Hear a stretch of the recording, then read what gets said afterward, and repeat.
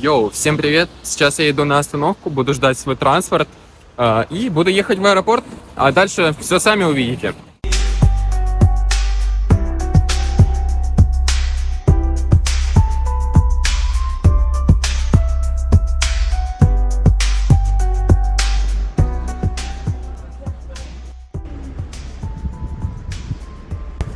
Йоу, вот вы где. Ну что, как видите, позади меня сейчас неуютная домашняя атмосферка, а это значит, что мое первое путешествие уже началось. Я открываю свой тур путешествий со страны, где национальному языку более 2000 лет. Страна, которая в средние века была самым большим государством в Европе и которая первая провозгласила независимость в СССР. И да, это Литва, ее столица Вильнюс.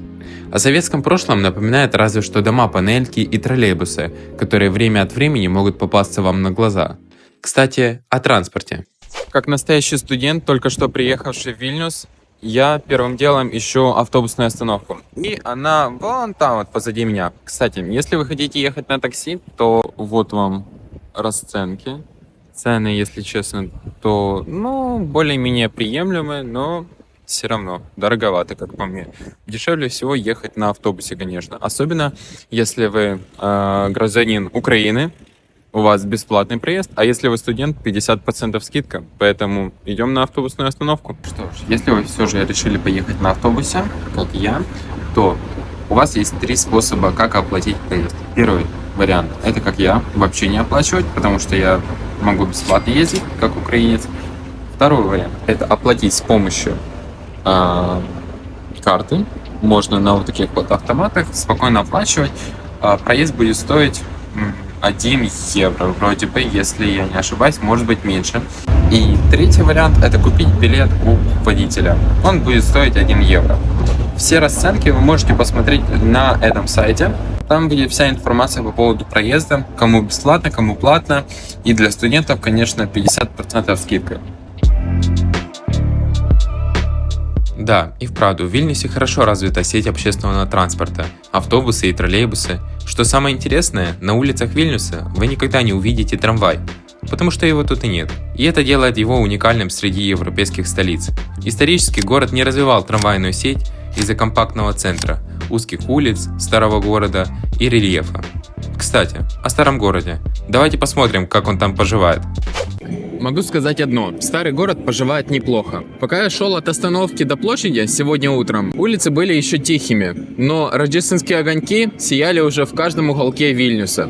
Чем ближе я подходил к площади, тем больше ощущалась праздничная атмосфера. Музыка, запах выпечки, веселье. А сейчас я готов вам представить свой план по исследованию старого города. А начинаю я его с Ратушной площади. Как я уже упомянул, стартовать будем с Ратушной площади. Затем прогуляемся по одной из самых живописных улочек старого города. После этого заглянем в гости к президенту и отправимся к центральной площади. Зайдем на ярмарку и потом поднимемся на колокольню. И дальше побежим ловить закат на одной из самых узнаваемых достопримечательностей Вильнюса. Наш путь продолжится через одну из красивейших готических церквей, а дальше в уникальное место, которого вы не найдете ни в одной другой столице мира – республику Ужупис. Завершим наше путешествие ужином в кафе с традиционной литовской кухней, а напоследок заглянем поздороваться к моему земляку.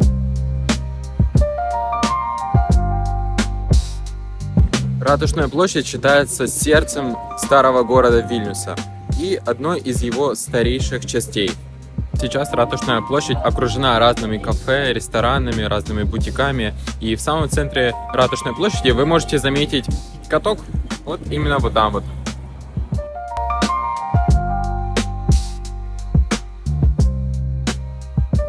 Ну а если вы повернете направо, то увидите одну из самых очаровательных улиц Вильнюса.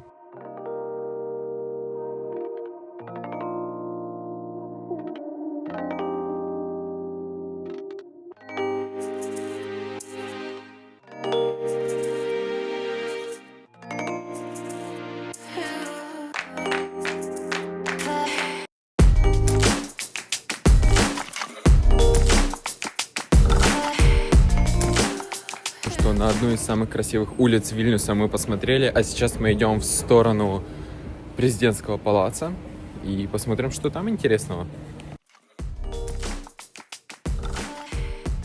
Итак, смотрите, чтобы вы не заблудились. Когда вы будете идти с той улочки, ваша задача пойти вот сюда. Не к этой церкви, а вот сюда. И тогда вы увидите президентский палац. Но вы можете сделать по-другому. Можете сначала пойти в церковь, а потом уже пойти посмотреть на президентский палац. А это, кстати, фишка этого года, этой зимы. В Вильнюсе начали вешать разные такие вязаные шарфы, шапки, носки на знаменитые памятники в Вильнюсе, в старом городе, по центру, везде. И вот, кстати, примеры. Вот. Ну и вот. А если вам стало интересно, что это за дядька такой сидит, то это, оказывается, поэт и знаменитый писатель Вильнюса, а это сам университет. И, видимо, он когда-то тут преподавал. Это самый главный университет Вильнюса. Литовский национальный университет. Находится в самом центре, напротив президентского палаца. Как видите, к сожалению, палац сейчас закрыт, мы не можем пойти туда, потому что сейчас день, а палац в будние дни открывается только с 6 и до 9, в пятницу с 5 и в субботу с 12, ну и в воскресенье тоже. Поэтому я предлагаю, когда уже будет 6 часов вечера, мы придем сюда, посмотрим и оценим. Ну а пока мы можем посмотреть только со стороны на президентский палац, это его лицевая часть, такой вот он красивый, и, наверное, там уже сидит президент, пишет что-то, или просто сидит в ТикТоке, отдыхает, интересно.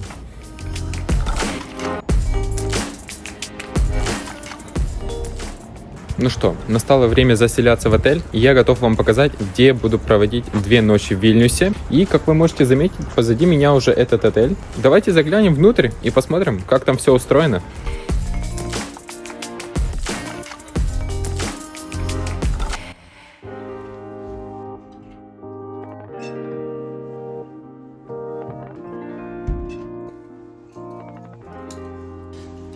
И предлагаю вам сделать небольшой обзорчик на этот номер, что тут есть. Сейчас быстренько покажем. Погнали. Итак, и первое, это у нас 2 двухспальные кровати, которые можно совместить и спать как на одной. Второе, что самое больше всего мне нравится в этом номере, это своя личная кухня. А также в номере есть электроплита и электрочайник с набором разного чая и кофе, посуда и рабочий стол. Ну и, конечно же, давайте посмотрим на вид из окна. Что у нас тут? Ну, в принципе, не так уж и плохо. Обычный жилой дворик, без всяких там изысков.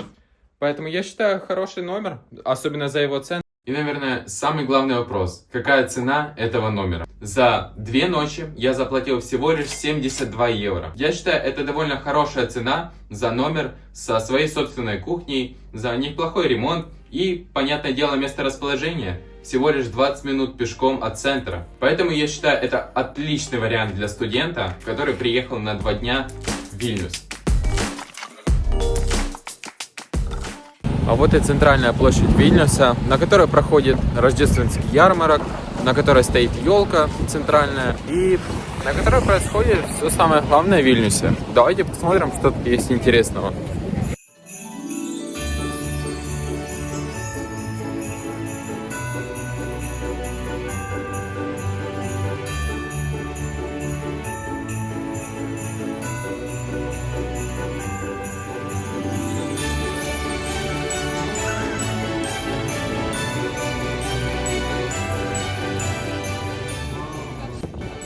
Я себе взял глинтвейн, безалкогольный. Кстати, что самое интересное, хоть алкогольный, хоть без, стоит одинаково. Маленький стоит 5, это вот такой вот, а большой стоит 7. Йоу, ребят, как видите, погода стала намного лучше, уже начало разъясняться, небо становится голубое, ну, с облаками, но уже голубое.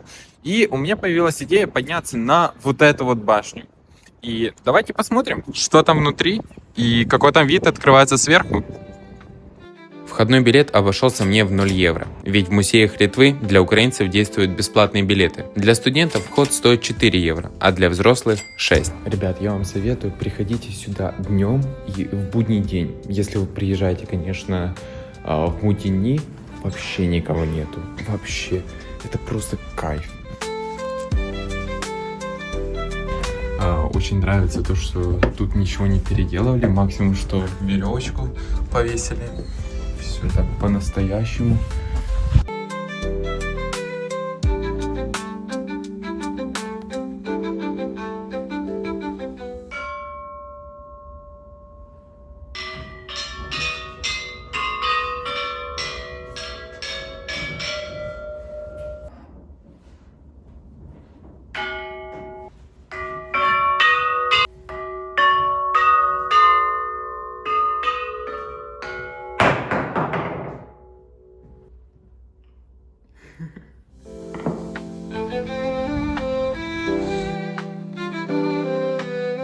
тут у нас уже выход на улицу. Почти что уже мы можем посмотреть вид сверху. Конечно, решетка немножко мешает нам, но если сделать так, то более-менее. Особенно сейчас будет закат, я думаю, вау, это будет нереально красиво, круто. Погнали выше.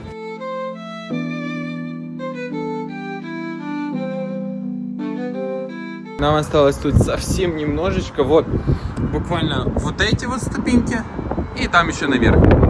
И все, и мы будем уже наверху и посмотрим на этот вид. Я пока вам не буду показывать, потому что это просто... Мы еще не на самом верху, но уже очень красиво.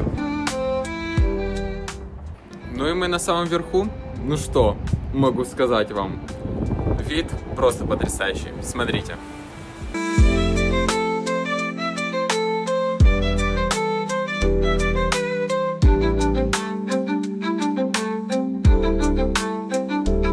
Единственный, конечно, минус — это вот такой вот барьер и сетка. И единственное место, через которое вы можете снимать, это вот окошечко. Все. То есть барьер, вы за него не можете зайти. И через окошечко как-то там вот можно приблизить, и все. Это максимально.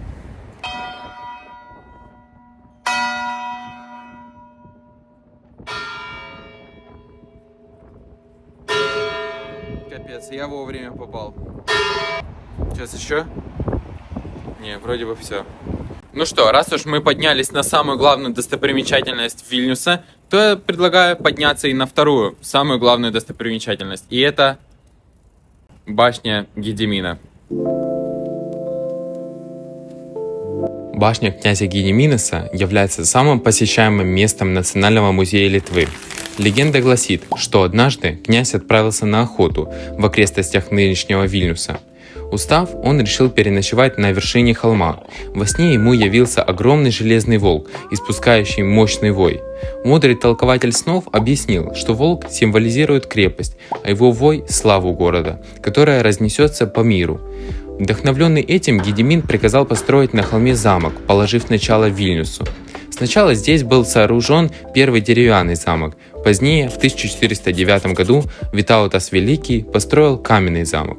И это единственная сохранившаяся оборонительная башня Верхнего замка. Считается, что башня Гедимина – это один из самых главных символов и Литвы, и Вильнюса. И, понятное дело, самая главная достопримечательность. Потому что, когда вы приходите в старый город, вы сразу видите эту башню, потому что она находится на Замковой горе, и ее видно со всего города, с любой точки города. Ну что, погнали! Сама гора имеет высоту 143 метра.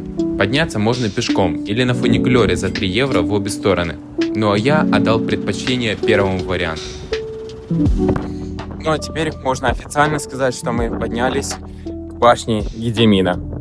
Просто, ребят, несмотря на этот сильный ветер, у меня все равно нет слов, чтобы передать свои эмоции. Короче, смотрите, просто смотрите.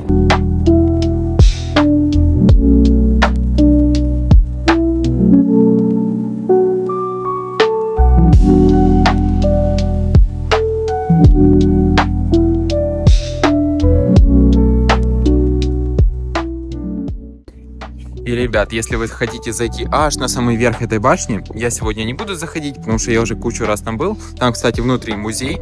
Вот там вот висит расценочка, можете посмотреть. Для студентов минус 50% скидка от общей суммы билета.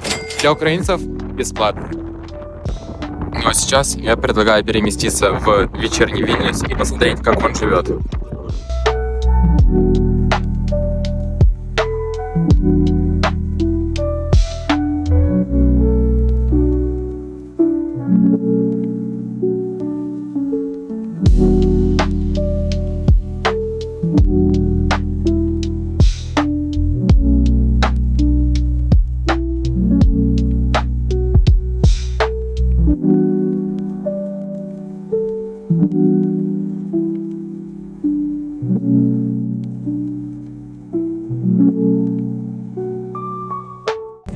А теперь, ребят, просто посмотрите на количество людей на центральной площади. Вот такое количество, очень много. Сейчас выйдем на центральную площадь, посмотрим, сколько там. Там будет что-то интересненькое.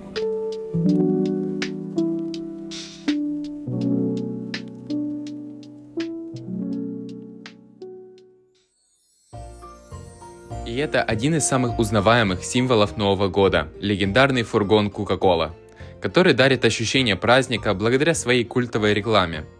В этом году он заглянул в Вильнюс всего на 4 часа, но увидеть его вживую – это поистине незабываемое впечатление. Ну вот, в принципе, это и есть весь тот сюрприз, на который все эти люди пришли. Ну что, я вечером на Ратушной площади, уже почти 8 вечера, толпа народу, и давайте посмотрим, что сейчас там происходит. Как видите, там сейчас каток, и погнали посмотрим, что там интересного.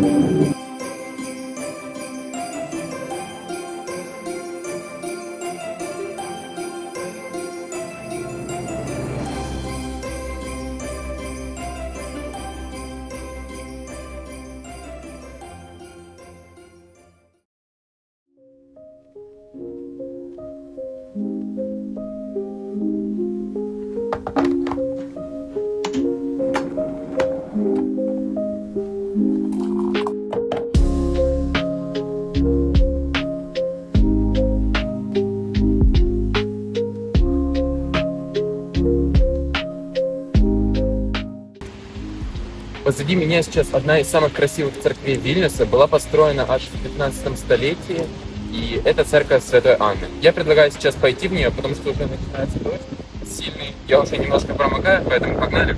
Она поражает своей детализацией. Фасад выполнен из 33 видов кирпича, создающих уникальный узор.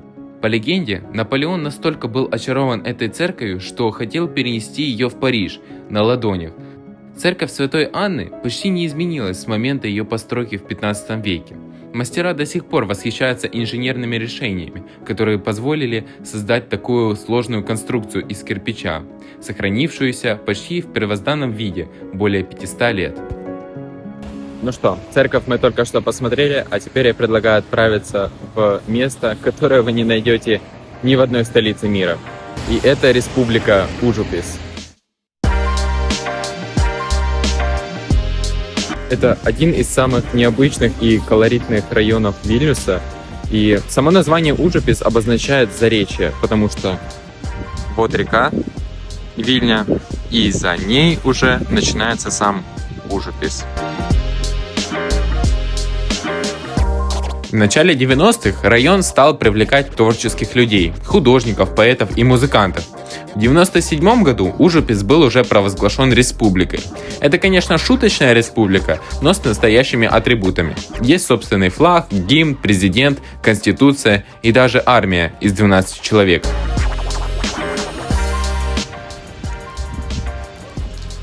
Ну а вот и первые...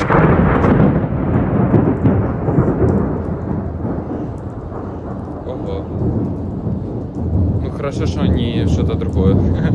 Окей. Ну а вот и первое место, которое сразу попадается в глаза, когда вы заходите в Республику Ужупис. Это вот такая вот стена с непонятными надписями, непонятными рисунками. И что самое интересное, в этой республике можно делать все. Даже я слышал такой миф или факт, что тут даже можно купить наркотики. Спокойно. Бежим от дождя. Дождь! Какой дождь, привет!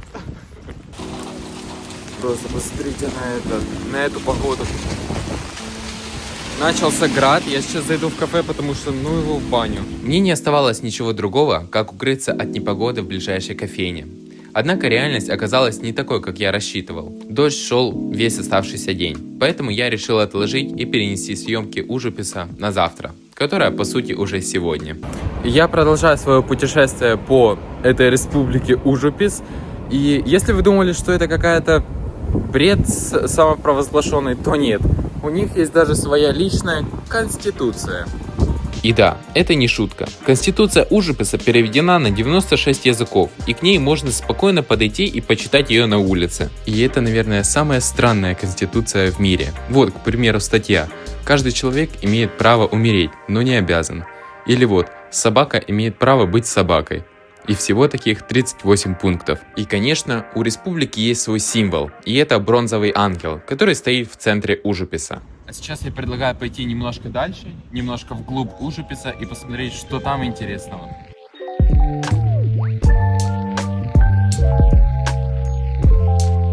Если так вот гулять по Ужипису, то сразу и не скажешь, что это какой-то район творческих личностей или художников местных, если не присматриваться. Но если вы будете смотреть по сторонам, смотреть на людей, то сразу заметите, что что-то тут не так.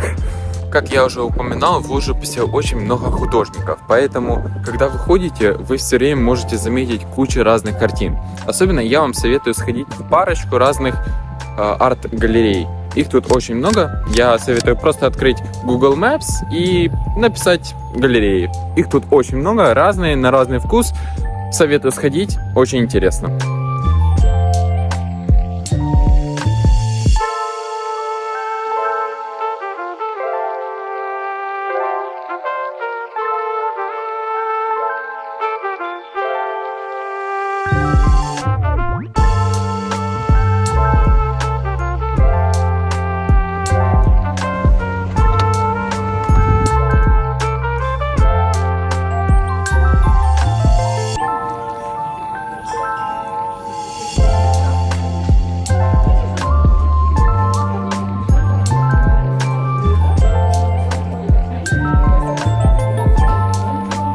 Ну что я могу сказать, было очень вкусно, я всю тарелочку съел, честно сказать, думал, что не осилю ее. Когда посмотрел на эту порцию, на этот размер, думаю, да все, я тут останусь надолго. Да нет, ребят, я был такой голодный, что съел минут за 10. Ну что, а вот и десерт. Сейчас будем пробовать вот такие прикольные пончики. Это типа как донаты, только в виде шариков. Погнали пробовать с малиновым вареньем.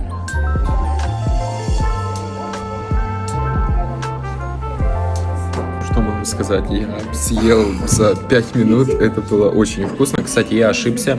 Это не малиновое варенье, а клубничное. А так оно просто суперское, очень вкусное. Поэтому я советую брать эти пончики. Если вы их никогда не пробовали, я никогда такие не пробовал, поэтому советую вам. Ну и давайте глянем, сколько у меня вышло за вот этот вот обед.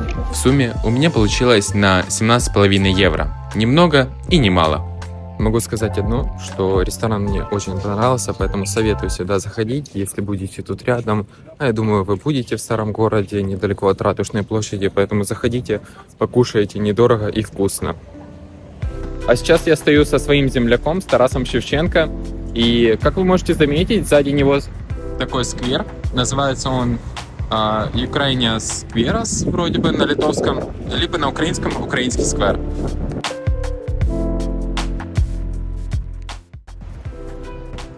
А сейчас, стоя или сидя на том же месте, где мы и начинали наше путешествие, я буду подводить итоги. Скажу коротко и ясно. В Вильнюс надо ехать. Потому что Вильнюс — это город Европы, в котором ощущаешь себя уютно, без всякой беготни, суеты. Это город, в котором вы почувствуете ту самую атмосферу Рождества, которую так долго искали. Ну что, и давайте почитаем, сколько у меня всего вышло на эти 2 дня в Вильнюсе. Первое — это жилье. Я заплатил 72 евро за 2 ночи в номере со своей собственной кухней и плюс еще 8 евро за налог.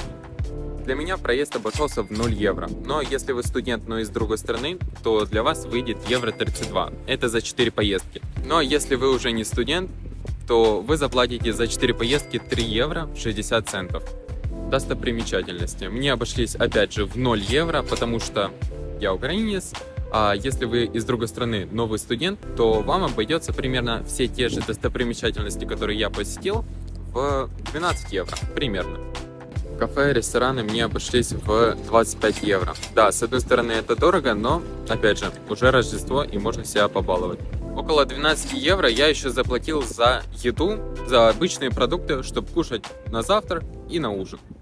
Ну, а если вам понравилось мое путешествие с Вильнюса, обязательно ставьте лайки, подписывайтесь на канал и пишите в комментариях, куда мечтаете поехать. Возможно, именно ваша идея станет моим следующим маршрутом. И спасибо за просмотр, и увидимся в следующем видео. Пока!